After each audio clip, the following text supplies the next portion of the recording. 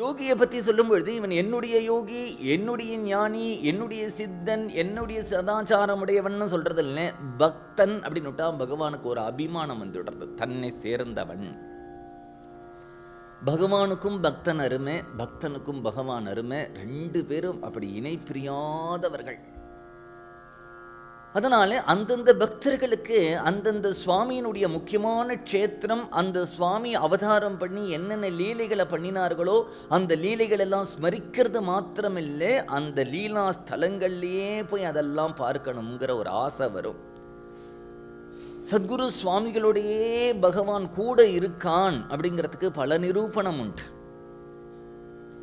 கீதையிலேயே பகவான் சொல்றான், அனன்யா சிந்தயந்தோ மாம் ये जनाः पर्युपासते तेषां नित्याभियुक्तानां योगक्षेमं वहाम्यहम्.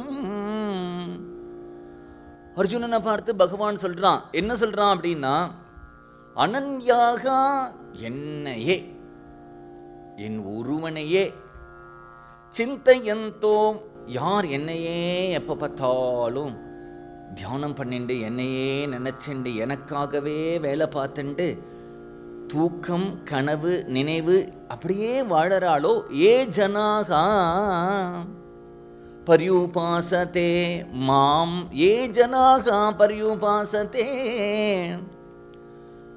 அப்படி என்ன எந்த ஜனங்கள் வந்து உபாசிக்கிறதுனா ஏதோ சித்தனாழி நினைச்சிட்டு விட்டுடுறதுன்னு அர்த்தம் இல்லை. உபம் அப்படின்னா ரொம்ப சமீபம், ஆசனம் அப்படின்னா உட்கார்ந்துக்கிறதுக்கு இருக்கு இல்லையா. இப்போ உபாசனம்னா என்னன்னா, சுவாமி அங்கே இருக்கார், நம்ம இங்கே இருக்கோம் அப்படின்னு எல்லாமே கிட்டக்க கிட்டக்க கிட்டக்க கிட்டக்க கிட்டக்க கிட்டக்க கிட்டக்க போய் கடைசியாக சுவாமி இவனை நெருங்குற மாதிரி வந்து ரெண்டு பேருக்கும் ஒரு இடம் தான் இருக்குது. என்ன பண்ணுறதுன்னா, சுவாமியை கொண்டு இவன் ஹிருதயத்தில் வச்சுன்றணும்.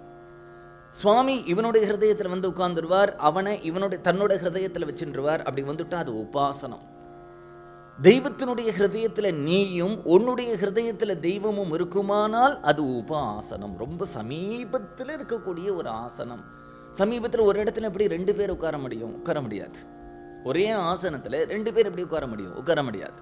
அப்போ பகவானுடைய ஹிருதயத்தில் பக்தனும் பக்தனுடைய ஹிருதயத்தில் பகவானும் நிரந்தரமாக வாசம் பண்ணக்கூடிய ஸ்திதி வரும் பொழுது உபாசனம் சித்திச்சிடத்து. அனன்யாக சிந்தையந்தோ மாம் ஏ ஜனாக பர்யுபாசதே, அப்படி யார் என்ன உபாசிக்கிறார்களோ, என்னையே நினைச்சுட்டு இருக்கணும், எனக்காகவே சாப்பிடணும், எனக்காகவே தூங்கணும், எனக்காகவே ட்ரெஸ் பண்ணிக்கணும், எனக்காகவே வேலை பார்க்கணும், எல்லாம் என் பொருட்டே பண்ணணும். அப்படி பண்ணினா நித்யாபியுக்தானாம் யோகக்ஷேமம் வஹாம்யகம், அத்தகைய யோகிகளுடைய அப்படிங்கிறார். அந்த உபாசனை சித்திச்சுட்டு அத்தகையவனா இருக்கானே, அந்த அபியுக்தானாம் யோகக்ஷேமம், யோகம் அப்படின்னு விட்டா இவனுக்கு நல்ல யோக காலண்டாத்த நல்லா யோகம் அடிக்கிறதுரா அப்படின்னா, அவனுக்கு எது தேவையோ அது கிடைக்கிறது யோகம். எதை விரும்புறையோ அது கிடைக்கிறது யோகம். உனக்கு ஞானத்தை விரும்பினியானால் உனக்கு ஞானம் சித்திச்சதுன்னா யோகம். உனக்கு பெரிய பங்களாவை விரும்பினியானால் பங்களா சித்திச்சதுன்னா யோகம். உனக்கு நல்ல கல்வியை விரும்பினியானால் அந்த கல்வியை சித்திச்சுடுறதுனா அது யோகம்.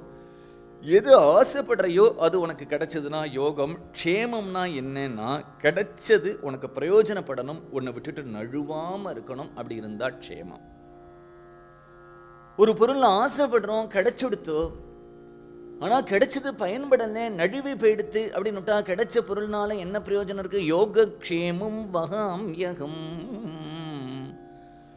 என்னையே யார் நினைச்சுண்டு ராத்திரி பகலா என்னுடைய சிந்தனைகள்லேயே இருக்காளோ, ஜாக்ரத் ஸ்வப்ன சுஷுப்தி, மூன்று அவஸ்தைகளையும் என்னையே யார் தியானம் பண்ணிட்டு இருக்காளோ அவர்களுடைய யோகக்ஷேமத்தை நான் பார்த்துக்கிறேன், நான் வழங்குறேன், அவர்களுடைய பொறுப்பை நான் எடுத்துக்கிறேன். அவர்களுக்கு என்ன வேணும், எப்போ கொடுக்கணும், என்ன பண்ணணும் எல்லாத்தையும் நான் பார்த்துக்கிறேன்.